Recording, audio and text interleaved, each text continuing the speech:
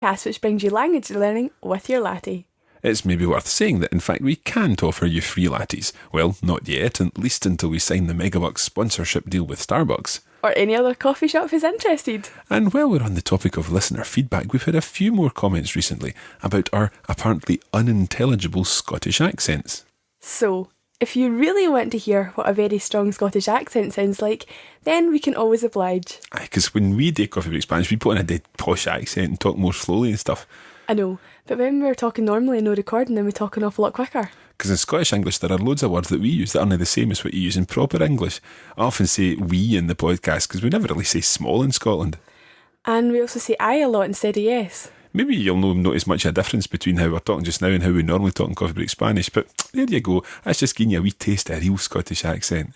Hopefully this has shown you that we don't actually speak in really broad Scottish accents. And if you want to hear more Scottish, then have a look at coffeebreakscottish.com. Okay. Anyway, Indeed. Today we're continuing our topic on hotels. let's get straight on with the show. ¿Estás listo, Mark? Claro que sí, cara. Estoy listo para enseñarte a ti y a todos nuestros alumnos por todas partes del mundo. Coffee Break Español. So last week we learned about booking into the hotel. This week we're going to talk about problems that you may encounter while staying in a hotel, from check-in time right through to when you're actually in your room and things that you might find that don't work or that you've not got in your room. We're going to begin with learning the phrase for there is a problem with the room. Let's see how much of this we can work out together. There is. How do you say that? Cara. Aye. Aye, exactly. Aye. And then the word for a problem, we'll come to that again in a minute. Let's do with the room. What's the word for a room? Una habitación. Una habitación. And so the room would be? La habitación. Exactly, because it's feminine. La habitación. With the room? Con la habitación. Exacto. Ahí, then the word for a problem, con la habitación. Now, let's go back to this word problem. In Spanish, the word for problem is un problema. Un problema. Why is un problema a masculine word? Because is it not normal for words ending in A in Spanish to be feminine? A very good question. Problema is indeed masculine, so you say un problema. And there are a few words in Spanish that fit into this category. Other examples might be un programa or un telegrama, a program or a telegram. And the reason that they're masculine is because these words come from Greek. And in Greek, the ending ama or ema is one of the standard endings associated with masculine words. So that's why we have un problema and un telegrama, un programa. Ah, okay, that makes sense. So let's put the whole sentence together. There is a problem with the room. Hay un problema con la habitación. Hay un problema con la habitación. Muy bien. Now, if you were in Latin America, then you would say la habitación. Hay un problema con la habitación. Hay un problema con la habitación. Okay. Now, what might the problem be? There are lots of possibilities, and we're going to give you several examples, several constructions that will work for various situations. We're going to start with the situation where the room is too, for example, small, too small. La habitación es demasiado pequeña. La habitación es demasiado pequeña. We've come across all these words before. Demasiado, we had when we were talking about food. Demasiado picante, demasiado frío. Pequeña means small. So, la habitación es demasiado pequeña. La habitación es demasiado pequeña. Muy bien. Or the room might be too noisy. And the word for noisy in Spanish is ruidosa. Ruidosa. Ruidosa. Ruidosa. Ruidosa. ruidosa. Sí. There are 4 syllables in that word. Ruidosa.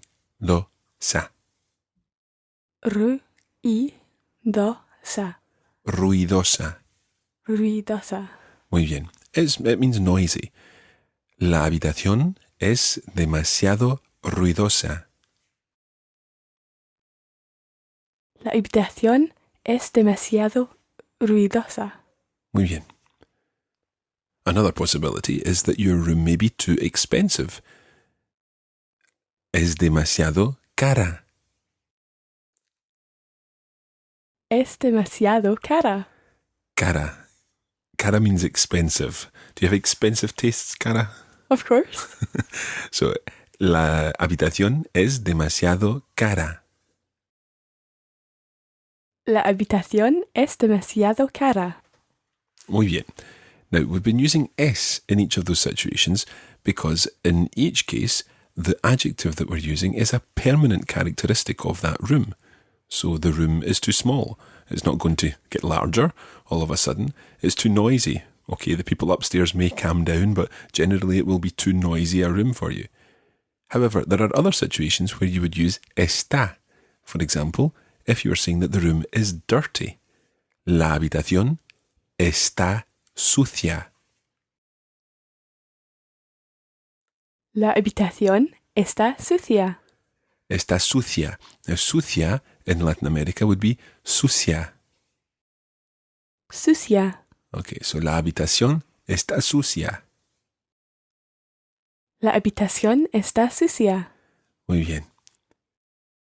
So está is used here because with a quick clean up, the room will be no longer sucia and it will be limpia, the word for clean. Limpia.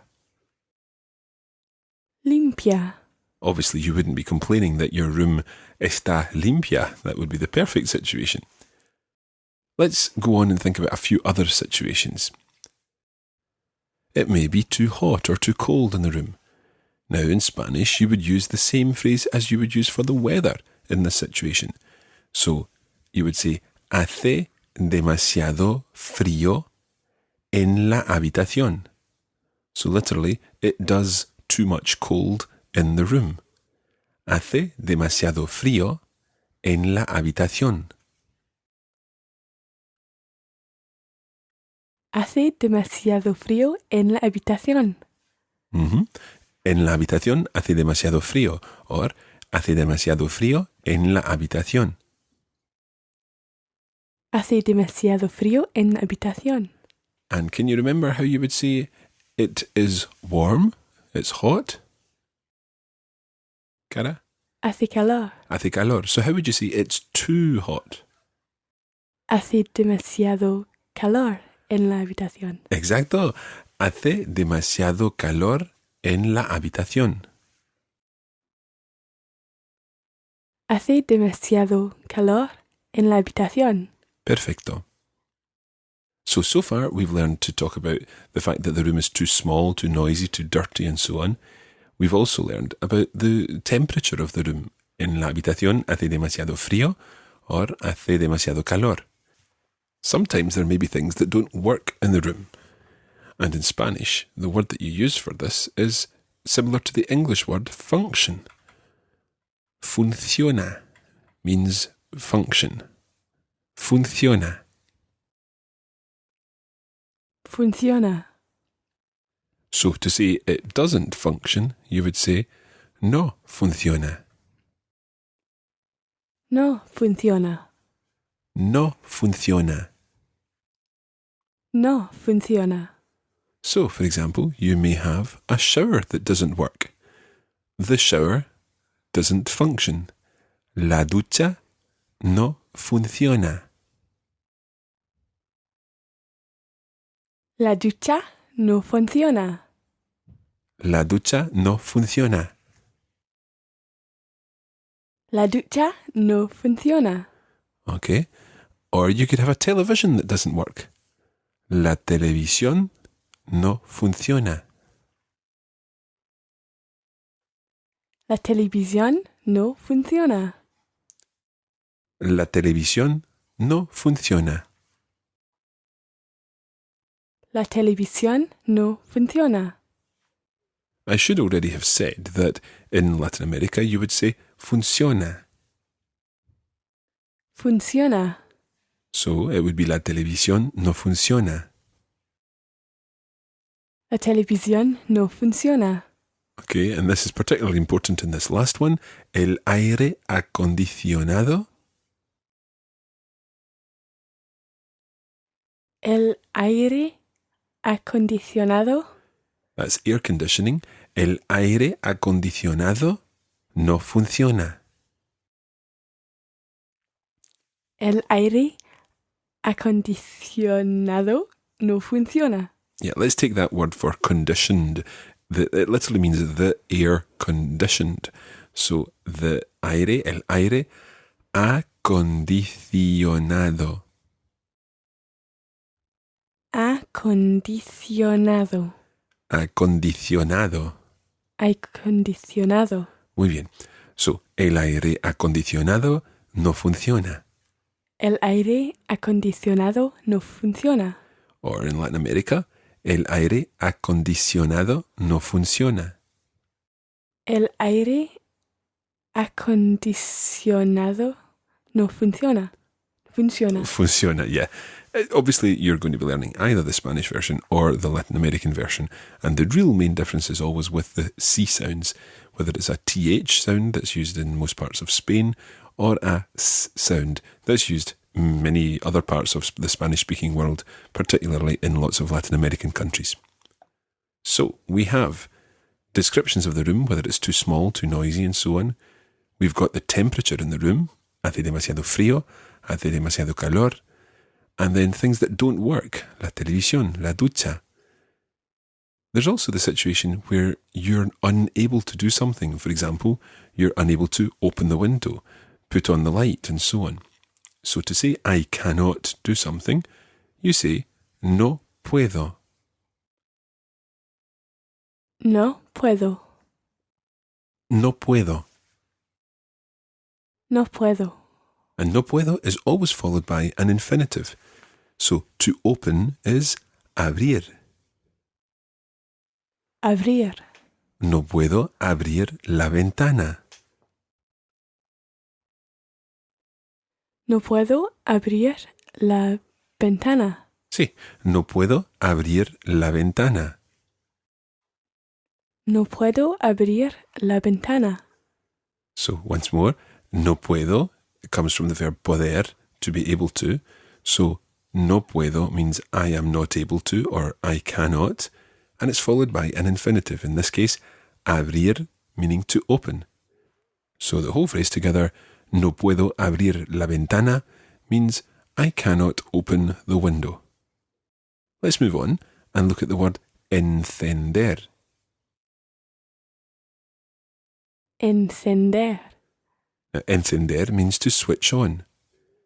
If you are particularly interested in Latin American Spanish and not the Spanish of Spain, then whenever you hear a th sound, you should be thinking that must be encender in Latin American Spanish. So if I say encender, you know that the th sound has to be a s sound in Latin American Spanish. So, no puedo encender la luz. No puedo encender la luz. La luz, what's your U sound? Luz. La luz, muy bien. No puedo encender la luz. No puedo encender la luz. Or, in Latin American Spanish, no puedo encender la luz. No puedo encender la luz. Exacto. If you can't switch on the television, then you would say, no puedo encender la televisión.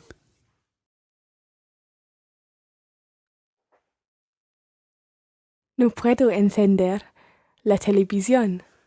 Or in Latin American Spanish, no puedo encender la televisión. No puedo encender la televisión. Mm-hmm. And one other possibility would be, no puedo acceder internet. No puedo acceder internet. Acceder. Acceder. Acceder, or in Latin American Spanish, acceder. Acceder. And it means to access. Acceder internet, to access the internet. No puedo acceder internet. No puedo acceder internet. Or you could say, no puedo acceder internet para escuchar Coffee Break Spanish. No puedo acceder internet para escuchar Coffee Break Spanish. Exacto. Watch the pronunciation of internet. Okay, we're used to saying internet in English, and if you're used to speaking French, you might say something like internet, or internet in French. But in Spanish, the I sound always is an E sound. So, acceder internet. Acceder internet. Exacto. No puedo acceder internet. No puedo acceder internet. Perfecto.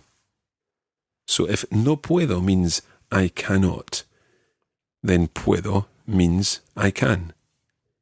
And in this same situation, I, we know, I means there is. So to say there isn't, you would say No hay. no hay. And sometimes you get to a hotel room and you find that there aren't any towels or there's no toilet paper, for example. So you would use the phrase no hay plus whichever word that you wanted. So, for example, no hay toallas. No hay toallas. Toallas are towels. No hay toallas. No hay toallas. Or again, sticking with the bathroom, no hay jabón. No hay jabón. No hay jabón. No hay jabón. So there's no soap. Jabón is soap. Toilet paper, toilet tissue. No hay papel higiénico. No hay papel Higiénico. Literally means hygienic. So, hygienic paper. No hay papel higiénico. higiénico. Higiénico. Higiénico. Higiénico. Higiénico. Muy bien. No hay papel higiénico. No hay papel higiénico. Higiénico. Higiénico. Perfecto. No hay papel higiénico. So, no hay toallas. There are no towels. No hay jabón. There's no soap. No hay papel higiénico. There's no toilet tissue. Or in the bathroom, no hay agua caliente. No hay agua caliente.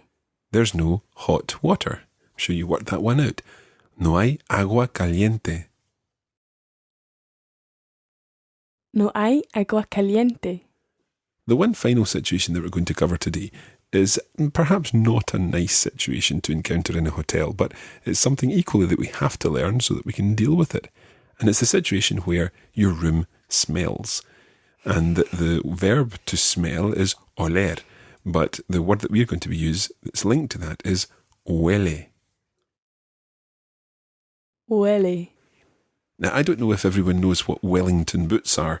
In the UK, we talk about Wellington boots. For those rubber boots, sometimes they're green, sometimes they're blue. Sometimes they're spotty, sometimes they're flowery, sometimes they're stripy. Okay, anyway, these boots that you sort of use for going in the garden or wearing on boats or something like that. Splashing in puddles on a rainy day. Yeah, okay. I don't splash in puddles, but anyway, Wellington boots. I always think of the word welly. Well, we call them wellies for short. And so I'll think of smelly Wellington boots to remind me that welly means it smells. Huele. Huele.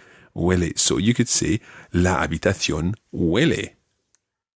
La habitación huele. The room smells. And to be perhaps more clear that it smells of not nice things rather than fresh flowers or something, you could say, la habitación huele mal.